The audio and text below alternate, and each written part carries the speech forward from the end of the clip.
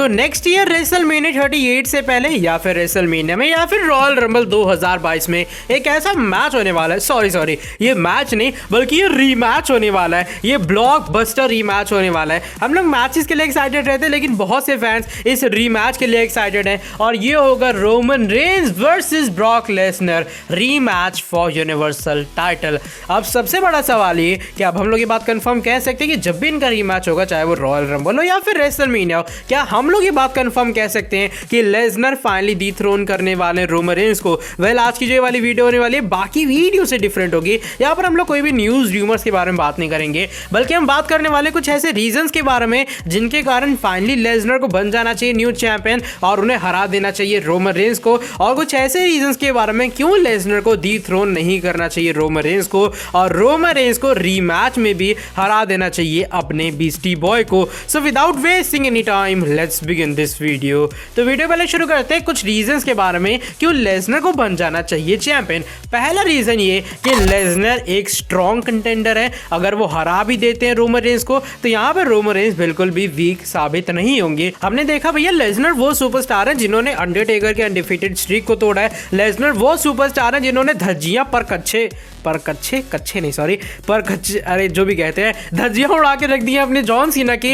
Lesnar वो superstar है जिन्होंने खून निकाल डाला था रोमन रेंज के एक रेसलमेनिया के मेन इवेंट मैच में। तो अगर लेसनर रोमन रेंज को हरा देते हैं डेफिनेटली रोमन रेंज बिल्कुल भी वीक साबित नहीं होंगे। साथ ही में लेसनर को जो चैंपियन बनना है वो फैंस अभी फिलहाल पसंद कर रहे हैं, जो कि मेरे हिसाब से एक बहुत ही बड़ा सेकंड रीजन है कि लेसनर को फाइनली रोमन को हरा देना चाहिए। अब रोमन रेंज भी धीरे धीरे करके वो वाले हील सुपरस्टार बन रहे हैं जिन्हें फैंस बहुत ज्यादा पसंद करने लग गए हैं। लेकिन लेसनर की अगर मैं बात करूं, लेसनर का सिनेरियो थोड़ा बदल चुका है। पहले लेसनर के फैंस तो थे लेकिन उन्हें भूख का सामना करना पड़ रहा था। अब उसका रीजन मेन ये है कि जो फैंस है वो देखना चाह रहे थे फुल टाइमर को कि भैया फुल टाइमर चैंपियन बने, लेसनर को चैंपियन ना बनाया जाए। लेसनर को देख के सब खुश हैं लेकिन लेसनर को चैंपियन बनते देख के बहुत कम ऐसे लोग थे जो कि खुश होते थे कि भैया लेसनर को चैंपियन क्यों बनाया गया। लेकिन अब सिनेरियो डिफरेंट है। अब लोग चाहते हैं कि लेसनर बने चैंपियन, लेसनर हराए रोमन रेंज को और फाइनली रोमन रेंज की यूनिवर्सल टाइटल रेन को ब्रोक करें। और मेरे हिसाब से जो फैंस का सपोर्ट है लेसनर की तरफ वो भी एक बड़ा फैक्टर बन सकता है इस मैच के रिजल्ट के ऊपर।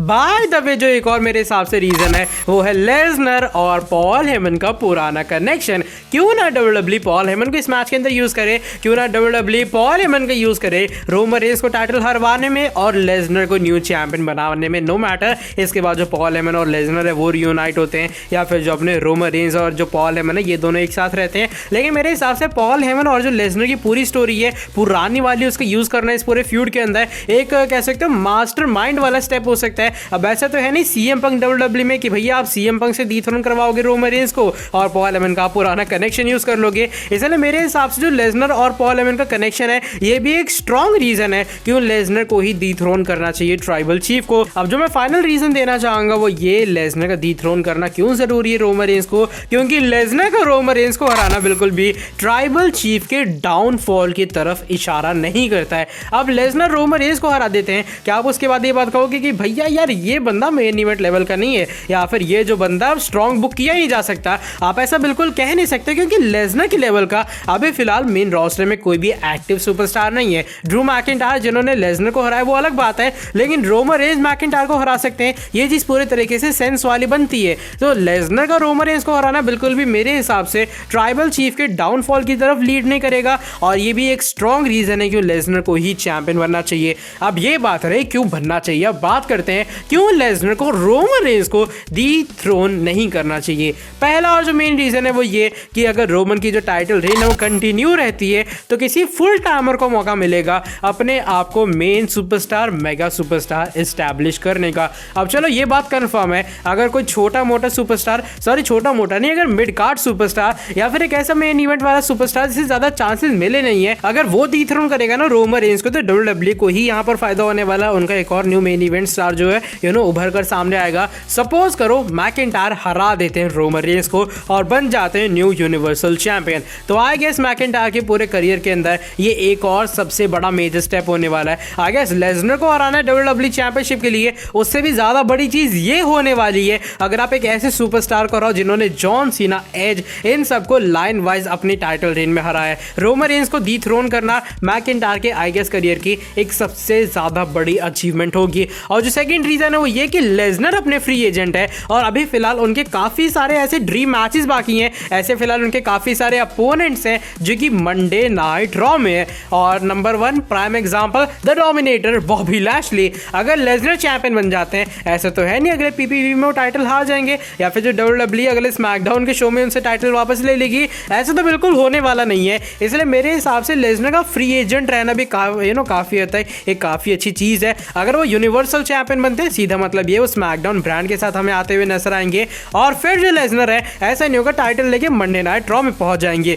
तो अगर लेसनर चैंपियन नहीं बनते हैं तो उनके जो ड्रीम मैचेस है वो रॉ के भी हम लोग देख पाएंगे, क्योंकि जहां तक मुझे लगता है लेसनर का जो ये वाला डब्ल्यूडब्ल्यूई के अंदर रन है, मे बी ये उनका सेकंड लास्ट रन हो सकता है डब्ल्यूडब्ल्यूई के अंदर। मे बी इसके बाद एक बार फिर से कॉन्ट्रैक्ट री साइन करेंगे और फाइनली फिर लेसनर रिटायरमेंट लेने वाले हैं। चलो बाय द वे बात करते हैं फाइनल रीजन के बारे में, वो ये कि लेसनर को चैंपियन बनने की जरूरत नहीं है अपने आप को एक मेगा स्टार दिखाने के लिए, क्योंकि ऑलरेडी वो मेगा स्टार हैं। क्या आप ये बात सोच सकते हो, एक ऐसा बंदा जो कि जस्ट 1 साल बाद ही वापस आता है, एक ऐसा बंदा जिसे पहले लोग थोड़ा हेट करते हैं कि भाई ये पार्ट टाइमर है, इसे टाइटल ले लो, वो बंदा जब 1 साल बाद वापस आता है तो जो समर स्लैम के अंदर फैंस है वो उसे ऐसा सपोर्ट दिखाते हैं कि ये स्टार्टिंग से एक बेबी फेस स्टार था। लेसनर रोमन रेंज का हर एक सेगमेंट इतना ज्यादा इंपॉर्टेंट है। अब अगर रोमन के सामने कोई और आ जाता, हाँ वो सेगमेंट इंपॉर्टेंट तो लगता है, लेकिन लेसनर के आने से जो चीजें ना थोड़ी और अलग लेवल की पहुंच जाती हैं। तो मेरे हिसाब से लेसनर को अपने आप को चैंपियन दिखाने की बिल्कुल भी जरूरत नहीं है अगर उन्हें एक मेगा स्टार अपने आप को दिखाना है।